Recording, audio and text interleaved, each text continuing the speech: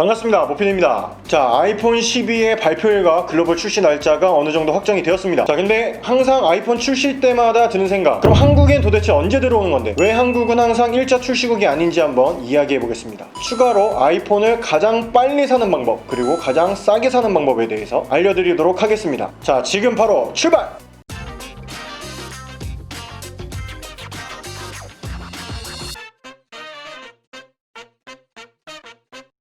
자, 먼저 일정입니다. 어떤 문제가 생겨서 연기되지 않는 이상 이 날짜로 진행이 될 것 같은데요. 애플은 10월 13일에 제품 발표를 하고 글로벌 1차 출시는 바로 10월 23일에 출시를 한다고 합니다. 사실 지금 이 일정들도 제가 예상했던 것처럼 많이 미루어진 일정이기도 한데요. 자, 글로벌 출시를 10월 23일에 한다고 하는데 저 모PD는 안타깝지만 한국에는 12월에 들어올 것 같습니다. 게다가 아이폰 12 프로 모델은 글로벌 출시를 따로 11월 중에 한다고 하니 프로 모델은 한국에 들어오는 기간이 더 뒤로 밀려나겠죠. 저도 마찬가지지만 항상 아이폰 유저들은 매번 출시할 때마다 1차 출시국에 포함되길 바라지만 이제는 어느 정도 헛된 희망이라는 걸 다 알고 있습니다. 그럼 도대체 왜 항상 한 달에서 두 달 뒤에 한국에 들어오는 걸까요? 이와 관련해서 여러 가지 이야기들이 있습니다. 먼저 전파원 인증에 관련된 이야기가 있죠. 우리나라에서 핸드폰을 출시하려면 필수로 거쳐야 되는 과정이라고 생각하시면 되는데 출시 이전에 만들어진 제품과 그리고 도면까지 제출을 해서 인증을 받아야 합니다. 이 과정에서 유출될 위험이 있기 때문에 애플이 안 한다,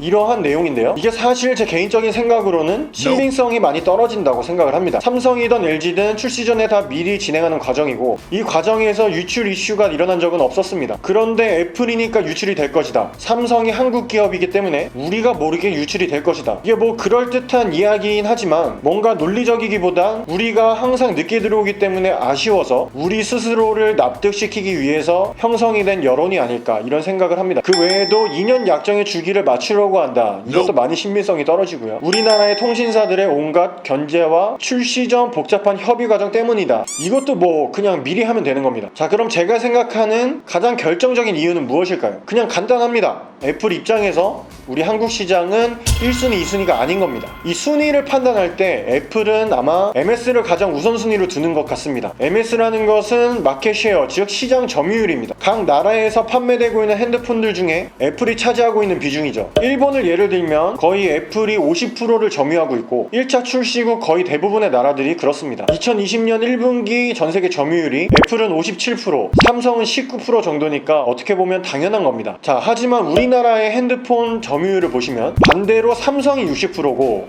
애플이 20% 정도입니다. 제가 아무리 생각을 해봐도 우리나라가 계속 이렇게 뒷전인 이유는 이 시장 점유율을 가장 우선시하는 것이다 라는 결론밖에 나오지 않았습니다. 절대적인 판매 수량이 아닌 바로 각 나라에서 애플이 차지하고 있는 시장 점유율이죠. 이와 관련해서 제조회사 대표님과 간단하게 이야기를 해봤었는데요. 제조사 입장에서는 너무나 당연한 거라고 합니다. 아무리 작은 매장이라도 내 브랜드의 물건을 많이 파는 곳이면 당연히 더 먼저 챙겨줄 수밖에 없다고 합니다. 단 한 가지 예외가 있는데요. 내 브랜드의 물건을 파는 비중이 적더라도 그 매장이 정말 가장 큰 매장이라면 또 이야기가 달라진다고 합니다. 이 얘기를 듣고 생각나는 나라가 바로 중국입니다. 올해 상반기 점유율인데 애플은 11%밖에 되지 않습니다. 근데 판매 대수가 무려 1700만 대입니다. 이 정도면 고개를 끄덕일 수밖에 없죠. 자, 이렇게 우리나라가 매번 아이폰 출시 때마다 우선순위에서 밀리는 이유에 대해서 우리나라 안에서 애플의 시장 점유율이 다른 나라에 비해 낮기 때문이다 라는 이야기를 한번 해봤습니다. 물론 저도 11월에 한국에 출시가 되길 간절히 바라고 있고요. SE2가 물론 플래그십 모델은 아니긴 하지만 글로벌 출시 이후 2주 뒤에 한국에 들어온 이력이 있긴 합니다. 이렇기 때문에 빨리 들어오기를 바라지 않을 수도 없는 심정입니다. 자, 다음은 이렇게 한국 출시가 늦어질 때 가장 빨리 살 수 있는 방법 한 가지를 알려드리겠습니다. 아시는 분은 아시겠지만 바로 해외 직구입니다. 저도 2번 정도 이용해봤는데 생각보다 그렇게 어렵지 않고요. 저는 보통 q10이라는 직구몰에서 구매를 했었습니다. 그냥 티몬이나 쿠팡 같은 오픈 마켓에서 사듯이 편하게 결제하면 4일 정도 뒤에 한국에 도착을 했습니다. 단 정가에서 10% 정도 세금이 더 붙고 애플케어 가입도 제한이 있다고 합니다. 저는 직구로 사서 쓰다가 한국에서 출시를 하면 중고로 판매를 했기 때문에 한 달 정도밖에 사용을 안 했었는데요. 그렇게 사용하면서 크게 다르거나 불편한 점은 느끼지 못했습니다. 가격이 비싸더라도 빨리 받기를 원하시는 분들은 이렇게 해외 직구를 많이 이용합니다. 자, 다음 한국 출시 이후 가장 싸게 사는 방법은 무엇일까요? 일단 우리나라에서 핸드폰을 사는 방법은 크게 두 가지죠. 먼저 자급제입니다. 오픈마켓에서 자급제 기기를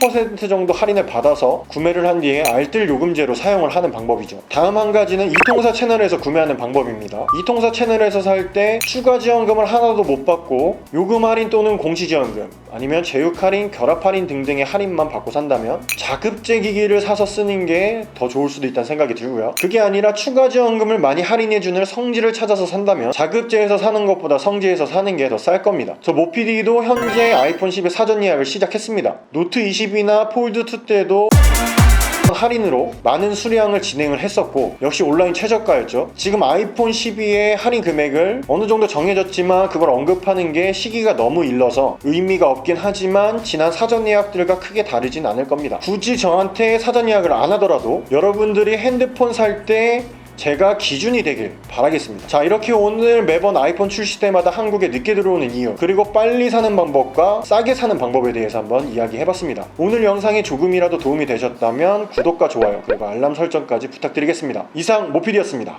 안녕!